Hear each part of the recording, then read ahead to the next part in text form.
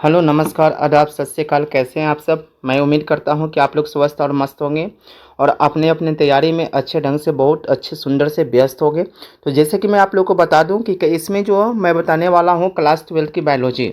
जी हाँ, क्लास 12 की बायोलॉजी जिसमें मैं मस्त इम्पॉर्टेंट ऑब्जेक्टिव क्वेश्चन करवाने वाला हूँ। अगर जो भी स्टूडेंट एग्ज़ाम 2027 में बैठने वाले हैं उनके लिए बहुत बहुत खास होने वाला है। तो प्लीज़ आप इस वीडियो को पूरी तरह से बिना स्किप किए हुए देखिए, ताकि आपको पता चल जाएगा कि इसमें क्या हम लोग पढ़ने वाले हैं और कौन कौन सा क्वेश्चन जो टॉपिक है वो डायरेक्टली आपको एग्ज़ाम में देखने को मिल सकता है। तो आइए हम लोग क्लास को स्टार्ट करते हैं। क्लास को स्टार्ट करने से पहले प्लीज़ आप लोग इस चैनल पे नए हो तो प्लीज़ चैनल को सब्सक्राइब, लाइक, शेयर, कमेंट जरूर करें और अपने दोस्तों के साथ लिंक को शेयर जरूर करें, ताकि मैं उन आपके साथ साथ आपके मित्र के भी, आपके दोस्त को भी, आपका भाई को भी एग्ज़ाम बेहतर जा सके। तो मैं जितनी भी ऑब्जेक्टिव और सब्जेक्टिव करवाने का मैं प्रयास करता हूँ इस चैनल के माध्यम से। अगर जो भी बच्चे होते हैं बायोलॉजी को अगर अध्ययन करना चाहते हैं तो इस चैनल से अवश्य जुड़ जाए। तो चलिए हम लोग वीडियो को करते स्टार्ट। वीडियो को स्टार्ट करने से पहले बस एक लाइक, शेयर, कमेंट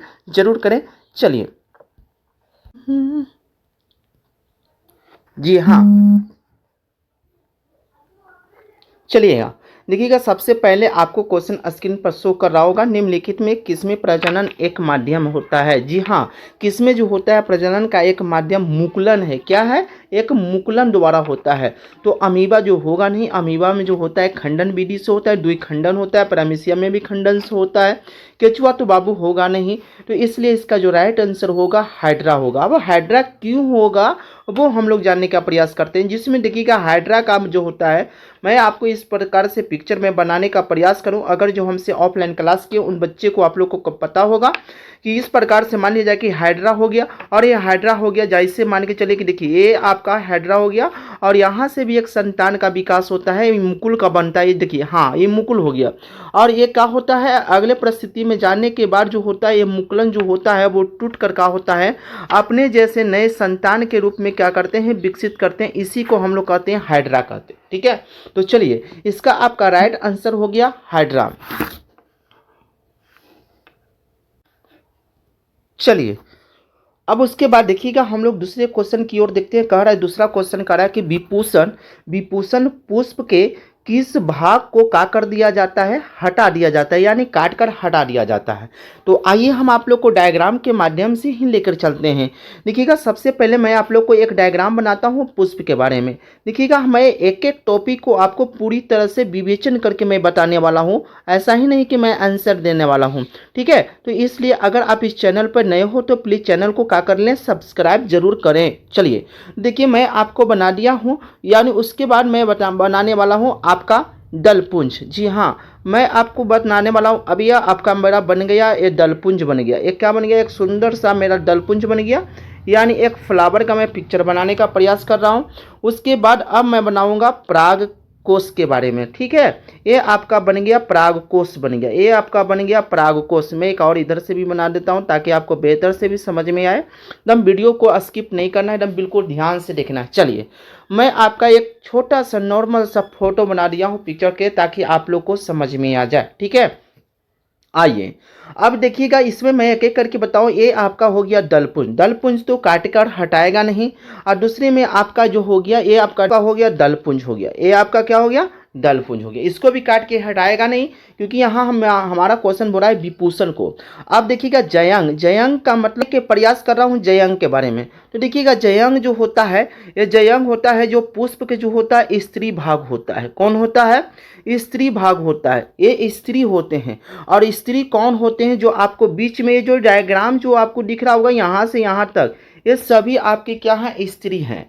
ठीक है, तो स्त्री को तो काटेगा ही नहीं, तो हम लोग को काटना है, किसको काटना है, तो काटेंगे हम लोग पुमंग को काट देंगे। यानी पुमंग जो होता है, ये पूरा जो आपको भाग दिख रहा होगा, ये पट्टी भी इसी को काट कर हटा देता है। तो ये पुष्प में जो होता है, यानी परागन की क्रिया नहीं होता है, यानी स्वपरागन की क्रिया नहीं हो पाता है। चलिए, तो इसका आंसर जो होगा पुमंग को काट कर क्या कर दिया जाता है, हटा दिया जाता है। अगर आपसे क्वेश्चन कर दे कि अगर विभूषण के समय पुमंग को, यानी पुमंग का मतलब हो गया पुरुष को, अगर काट के हटा दिया जाए, या पुमांग नहीं दे सकता है तो क्या कर देगा, आपको पुंकेसर भी कह सकता है। ठीक है, तो काट के हटा देगा तो पुष्प में स्वपरागण की क्रिया नहीं होगा। तो इसका राइट आंसर होगा आपका क्या हो जाएगा, 2 का हो जाएगा, यानी हो जाएगा सी पुमांग। चलिए हम लोग क्वेश्चन आगे चलिए। क्वेश्चन हमारा 3 बोल रहा है, ध्यान से समझिएगा। कह रहा है कि निषेचन के कितने दिन जो बाद होता है गैस्ट्रुलेशन की क्रिया होता है। यानी गैस्ट्रुलेशन में मैं आप लोग को बताया था कि यह क्रिया जो होता है 3 से लेकर कितने दिन का होता है, 5 दिन का होता है। कितने दिन का होता है, 3 से 5 दिन का होता है। तो 3 तो आपका हो गया कम हो गया जी, ठीक है, और ये हो गया आपका ज़्यादा हो गया। तो अगर हमसे पूछेगा कि कितने दिन का होता है तो हम लोग कम वाला तो लेंगे नहीं, तो हम लोग ज़्यादा वाला को लेते हैं। तो इसलिए 5 तो है नहीं, तो 5 के नज़दीक में हमारा कौन मिल रहा है, 4 मिल रहा है। तो इसलिए इसका जो आंसर जो होगा वो क्या हो जाएगा, डी हो जाएगा। क्या हो जाएगा, डी। चलिए हम लोग क्वेश्चन 4 की बात कर ले। क्वेश्चन नंबर हमारा 4 बोल रहा है, ध्यान दीजिएगा। क्वेश्चन नंबर हमारा 4 में बोल रहा है कि कह रहा है कि किसी फल के सबसे बाहरी परत को हम लोग क्या कहते हैं। ठीक है, फल को हम सबसे बाहरी परत को क्या कहते हैं। ध्यान दीजिएगा, मैं एक फल की बात बता दूं कि अगर मैं फल एक बनाने का मैं प्रयास कर रहा हूं, ध्यान से समझिएगा, थोड़ा सा जैसा भी हो फल फल ही होता है। चलिए मैं फल को बना दिया, ये जो बाहर एक बीच वाला हो गया, ठीक है, एक बीच में होता है इस प्रकार से आवरण झिल्ली होता है। ठीक है, समझिएगा। अब इस फल में जो होता है प्रकार, जो अगर मैं बताऊं कि बाहर वाले को हम लोग कहते हैं बाह्य, बाह्य फल भित्ति कहते हैं। ठीक है, और बीच वाले को हम लोग मध्य फल भित्ति कहते हैं। ठीक है, और अंतर वाला को हम लोग कहते हैं अंतर फल भित्ति कहते हैं। तो ये बोला क्या है, बाहरी परत को, तो बाहरी परत को क्या बोला जाता है, मध्य फल भित्ति कहा जाता है। इसलिए इसका राइट आंसर होगा ए। चलिए उसके बाद क्वेश्चन हमारा 5 की बात कर ले। क्वेश्चन हमारा 5 में बोल रहा है, ध्यान से समझना है। कह रहा है निम्नलिखित 5 में क्वेश्चन बोल रहा है, हमारा कलर चेंज कर लेते हैं। हाँ, कह रहा है कि आनुवांशिक गुण का वाहक होता है। आनुवांशिक गुण का वाहक जो होता है, आनुवांशिक जो गुण होता है जो एक पीढ़ी से दूसरी पीढ़ी में चलता है, वो कौन करता है, तो वो करने की जो काम करता है वो कौन करता है, सेंट्रोसोम करता है। कौन करता है, सेंट्रोसोम करता है। चलिए क्वेश्चन नंबर हम लोग से है ना 6 की बात करें, दम एक एक करके मैं सभी आपको वर्णन करके मैं बताऊंगा, इसलिए दम वीडियो पर दम बिना स्किप किए हुए आराम से बना रहिएगा। चलिए क्वेश्चन को आगे हम लोग बात करते। कह रहा है कि स्तनधारियों में किस प्रजाति में मध्य चक्र होता है। देखिएगा, हम चक्र की बात बताए थे, तो एक हम बताए थे ऋतु चक्र बताए थे और एक आवर्त चक्र बताए थे। ठीक है, हाँ ना, एक बताए थे मध्य चक्र बताए थे। तो मध्य चक्र जो क्रिया होता है वो किस में होगा, बंदर में होगा। किस में होगा, बंदर में हो जाता है। बंदर में होता है, चिंपांजी में होता है, मान है ना। तो इसमें जो होता है मध्य चक्र की क्रिया होगा, इसलिए इसका राइट आंसर होगा मध्य चक्र। चलिए क्वेश्चन नंबर हम लोग 7 की बात कर लेते हैं। क्वेश्चन नंबर 7 में मैं बोल रहा है, ध्यान से समझिएगा। क्वेश्चन नंबर 7 कह रहा है कि निम्नलिखित में कौन सा जू स्पोर का वर्णन करता है। जू स्पोर की जो होता है वो वर्णन करता है। तो चलिएगा इसका राइट आंसर आप लोग ध्यान से समझिएगा कि इसका राइट आंसर क्या होगा। तो इसका जो राइट आंसर होगा वो क्या होगा, गति। तो इसमें होगा गति, लैंगिक बीजाणु तो होगा नहीं। ठीक है, ये आपका नहीं होगा। गतिशील लैंगिक बीजाणु ये भी नहीं होगा, गतिशील अलैंगिक होगा। हाँ ये सही है, हमारा जो होता है क्या हो जाएगा, यानी गतिशील जो हो जाएगा वो कौन हो जाएंगे। चलिए तो इसका जो राइट आंसर होगा सी। चलिए अगला क्वेश्चन जो ध्यान से समझा जाए, क्वेश्चन आगे की बोल रहा है कि निम्नलिखित में किसका जो होता है जीवन काल सबसे कम है। तो आराम से आप बता सकते हैं, सबसे जो जीवन काल इसमें जो दिखने वाला है वो क्या है, तितली है। किसका उम्र जो होता है वो सबसे कम है। इसमें 4 ऑप्शन में सबसे कम किसका है, यानी तितली का होता है। चलिए क्वेश्चन नंबर हम लोग आगे की बात कर लें। क्वेश्चन नंबर आगे कह रहा है, क्वेश्चन ध्यान से समझिएगा। कह रहा है निम्नलिखित में कौन सा क्लोनिंग एक प्राकृतिक उदाहरण है। प्रखनली शिशु तो होगा नहीं, यानी इसको बोलते हैं IVF, यानी इसका मतलब हो गया इन विट्रो फर्टिलाइजेशन की क्रिया, बिना निषेचन के द्वारा प्रखनली शिशु कहलाता है। ठीक है, उत्तक कल्चर तो होगा नहीं। हाँ, संकरण पौधा, ये तो पौधा में बाबू होता है, एक किसमें होता है, पौधा में क्रिया होता है। ठीक है, तो इसलिए इसका जो राइट आंसर होगा यह समरूप जुड़वा जो होता है ये काम होगा। चलिए अगला क्वेश्चन हम लोग क्वेश्चन नंबर 10 की बात कर लें। देखिएगा क्वेश्चन नंबर हम लोग 10 में जो बोल रहा है कि ब्रायोफिलम में अलैंगिक प्रजनन किस भाग के द्वारा होता है, तो वो किस भाग के द्वारा होता है, पत्तियां के द्वारा होता है। किसके द्वारा होगा, पत्तियां के द्वारा होगा। चलिए अगला क्वेश्चन है, कह रहा है कि एंजियोस्पर्म प्रजनन की एक इकाई जो होता है वो किसका जो होता है, ठीक है, एंजियोस्पर्म जो होता है। चलिए इसका जो राइट आंसर आपको होगा, इसका जो आप आंसर की बात कर ले तो इसका जो आंसर जो होगा, आप ध्यान से समझिएगा थोड़ा सा इसके बारे में, ठीक है। इसका जो आंसर आपका होगा यानी फूल होगा। क्या होगा, फूल, ठीक है, इसका आंसर होगा फूल। चलिए क्वेश्चन हम लोग आगे की बात कर ले।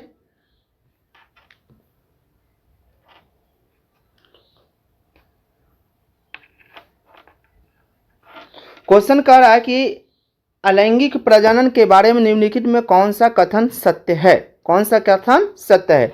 तो पहला आप देखिएगा कि इनमें प्रजनन कोशिका शामिल होता है, सही बात है, होती है, ठीक है। इनमें से युग्मक का संलयन होता है, ये भी सही है। निषेचन का क्रिया होता है, यह प्रक्रिया अधिक समय तक चलता है, सही बात है। तो इसलिए इसका जो राइट आंसर होगा इनमें से क्या हो जाएगा, सभी होगा, ठीक है, सभी हो जाएगा। चलिए हम लोग आगे की क्वेश्चन की बात कर ले। क्वेश्चन नंबर हमारा ध्यान दीजिएगा, क्वेश्चन नंबर 13। क्वेश्चन नंबर 13 में क्या बोल रहा है, ध्यान दीजिएगा। कह रहा है युग्मकों का निर्माण किस है ना, किस प्रकार कोशिका विभाजन होता है। तो वो किस प्रकार से कोशिका विभाजन होता है, युग्मक में तो होता है तो वो अर्धसूत्री विभाजन होता है। युग्मक में जो होता है वो अर्धसूत्री विभाजन की क्रिया होता है। चलिए आगे की क्वेश्चन हम लोग बात करें, क्वेश्चन नंबर 14 की बात कर लेते हैं हम लोग। क्वेश्चन नंबर 14 में हमारा क्या बोल रहा है, क्वेश्चन नंबर 14 कह रहा है कि शैवाल, ब्रायोफाइटा और टेरिडोफाइटा में युग्मक के स्थानांतरण के लिए आवश्यक माध्यम क्या होता है। तो माध्यम जो होता है वो क्या होता है, सबसे इंपॉर्टेंट इसमें जो होता है वो जल के माध्यम से होता है। किसके माध्यम से होता है, जल के माध्यम से होता है। क्वेश्चन नंबर आगे की बात कर रहे हैं, ध्यान दीजिएगा। क्वेश्चन नंबर क्या बोल रहा है, क्वेश्चन बोल रहा है कि मनुष्य में शुक्राणु का निर्माण किस प्रक्रिया के द्वारा होता है। तो युग्मक जनन के द्वारा होता है। किसके द्वारा होता है, युग्मक जनन के द्वारा उसमें ये प्रक्रिया होता है, शुक्राणु बनने की क्रिया होता है। चलिए अगला क्वेश्चन की बात कर लें। क्वेश्चन नंबर कह रहा है 16 में कि परागकोश से वर्तिकाग्र स्टिग्मा तक परागकणों के स्थानांतरण को क्या कहते हैं। तो इसमें जो हम लोग कहते हैं परागन कहते हैं, क्योंकि परागन का परिभाषा आप पढ़े होंगे कि जब पुष्प के परागकोश से परागकण निकलकर स्त्री केसर के वर्तिकाग्र पर जाने की क्रिया को ही हम लोग क्या कहते हैं, परागन कहते हैं। चलिए तो इसका राइट आंसर होगा ए, परागन। चलिए क्वेश्चन नंबर 17 की बात कर लेते हैं। क्वेश्चन नंबर 17 में बोल रहा है, ध्यान दीजिएगा, कह रहा है कि पुष्प में कौन सा भाग बीजांड का धारण करता है। तो वो कौन सा धारण करता है, तो वो अंडाशय करता है। क्या करता है, अंडाशय। दल पुंज करता ही नहीं है, बाह्य दल पुंज करता नहीं है, वर्तिकाग्र में निषेचन का क्रिया होगा। तो इसका जो राइट आंसर होगा अंडाशय। चलिए क्वेश्चन नंबर 18 में बोल रहा है, क्वेश्चन नंबर 18 को जरा ध्यान से देखा जाए। कह रहा है कि एक बीजपत्रीय बीज एकमात्र बीजपत्री को क्या कहता है। तो हम लोग इसको क्या कहते हैं, स्क्ल्यूटम कहते हैं। क्या कहते हैं, आंसर होगा सी। क्वेश्चन नंबर 19 में बोल रहा है कि आम में बहुभ्रूणता का मुख्य कारण क्या है। आम में जो होता है, आम जो होता है, बहुभ्रूणता का मुख्य कारण क्या होता है। तो इसका जो मुख्य कारण जो होता है वो फल होता है। क्या होता है, फल होता है। फल के कारण जो होता है इसमें बहुभ्रूणता का गुण पाया जाता है। चलिए क्वेश्चन नंबर हम लोग 20 की बात कर लें। क्वेश्चन नंबर 20 में बहुत अच्छा सा क्वेश्चन कहा है, ध्यान दीजिएगा। कह रहा है कि निम्नलिखित में कौन सा पौधा में कायिक प्रबंधन होता है। कायिक प्रबंधन होता है तो वो किसमें कायिक प्रबंधन, आम में तो होता नहीं है ना, कटहल में भी नहीं होता है, मटर में भी नहीं होता। इसका जो राइट आंसर होगा केला। क्या होता है, केला में जो होता है कायिक प्रबंधन की क्रिया होता है। चलिए क्वेश्चन नंबर हम लोग पहले 21 को देखते हैं, ठीक है, 21 में नीचे है, जरा ध्यान देते हैं। हाँ कह रहा है 21 में क्वेश्चन है हमारा, ध्यान दीजिएगा। 21 में क्वेश्चन है कि द्वितीय निषेचन यानी डबल फर्टिलाइजेशन केवल किसमें पाया जाता है। तो किसमें पाया जाता है, तो ब्रायोफाइटा में बिल्कुल नहीं होता है, टेरिडोफाइटा में बिल्कुल नहीं होता है, अनावृत में बिल्कुल। इसका जो राइट आंसर होगा क्या होगा, डी। इसका राइट आंसर क्या होगा, आपका हो जाएगा डी, यानी अनहना आवृत बीजी में होगा। चलिए कोई महिला क्वेश्चन हमारा बोल रहा है कि एक महिला सामान्य रजनोवृत्त कब तक पहुंचती है, यानी कब तक जो होता है उसमें जो होता है आवर्त चक्र की मासिक चक्र की क्रिया होता है। तो हम आपको बताए थे कि एक महिला में जो रजनोवृत्त की जो मासिक चक्र की क्रिया होता है, क्या होता है, मासिक चक्र की जो क्रिया होता है वो कम से कम जो होता है 40 से लेकर 45 वर्ष तक होता है। अगर अगर अगर अगर अधिक कह दे, क्या कह दे, अधिक कह दे, तो ये लगभग कितने वर्ष का हो जाता है, 50 वर्ष का हो जाता है। अगर अधिकतम कहे तो 50 वर्ष, कम कहेगा तो 40 से 45 वर्ष। तो देखिएगा 50 वर्ष आपको बोल रहा है कि देखिएगा समानता महिलाओं में कब तक हो सकता है, तो 50 वर्ष तक हो सकता है, 50 वर्ष हो सकता है। राइट आंसर आपका होगा ए। चलिए क्वेश्चन नंबर हम लोग 23 बात कर लेते हैं। देखिएगा क्वेश्चन को 23 को बताने से पहले सभी आप लोग से एक थोड़ा सा रिक्वेस्ट है कि अगर आप इस चैनल पे है नए हो तो प्लीज़ चैनल को क्या कर लीजिएगा, सब्सक्राइब जरूर कीजिए। और सब्सक्राइब करने के साथ अपने दोस्तों का साथ लिंक को क्या करिए, शेयर कीजिए और कमेंट करिए कि क्या आपका आंसर कितना सही था, कितना आप बनाने वाले थे। तो चलिए आप लोग जरूर सभी लोग का सपोर्ट कीजिए, कमेंट कीजिए और अपने दोस्तों के साथ लिंक को शेयर के भी कीजिए। अगर आपको किसी प्रकार का पीडीएफ चाहिए, अगर 9th से लेकर अगर 12th तक किसी भी प्रकार का अगर बायोलॉजी, शायद पैरामेडिकल और नीट का भी अगर आपके पास चाहिए या किसी भी प्रकार का मेडिसिन पीडीएफ चाहिए तो आप क्या कर सकते हैं, कमेंट बॉक्स में कमेंट लेकर यानी लिखकर आप मांग सकते हैं। मैं आपके साथ देने के काम जरूर करूंगा। या 9th से 12th तक आपको पीडीएफ भी यहां से मिलेगा और साथ साथ आपको मेडिकल और नीट का भी यहां से पीडीएफ मिल सकता है। अगर किन्हीं स्टूडेंट को, अगर किन्हीं भी भाई को अगर मेडिकली में इच्छुक है कि कौन सा मेडिसिन में, कौन सा बीमारी में कौन सा हमको दवा यूज करना है, तो भी आप कमेंट कर सकते हैं। यहाँ पर सभी आपको पीडीएफ यहाँ से अवेलेबल कर दिया जाएगा। तो चलिए हम लोग करते हैं 29 क्वेश्चन को स्टार्ट। 29 क्वेश्चन में हमारा बोल रहा है क्वेश्चन नंबर हमारा 23। पुरुषों में शुक्राणु का शुरुआत निम्नलिखित में किस चरण में होता है, तो किस चरण में शुरू हो जाता है, यौवना समय में क्या हो जाता है, शुरू हो जाता है। तो चलिएगा यही रहा आपको तो कितना 23 क्वेश्चन रहा। मैं अगले वीडियो में फिर मैं आपको 23 यानी 24 से क्वेश्चन लेकर आने वाला हूँ और मैं उसमें सभी क्वेश्चन को मैं फिर से एक एक करके डील कराऊंगा। तो चलिए हम लोग अगले वीडियो में मिलते हैं। बस अगले वीडियो में मिलने से पहले बस आप लोग लाइक, शेयर, कमेंट और सब्सक्राइब जरूर करें। तो चलिए अगले क्लास, अगले टॉपिक इसी चैनल पे मिलते हैं, इससे 24 लेकर। तो जब तक हमारी तरफ से सभी भाई को, सभी स्टूडेंट को जय हिंद, जय भारत, बेस्ट ऑफ लक।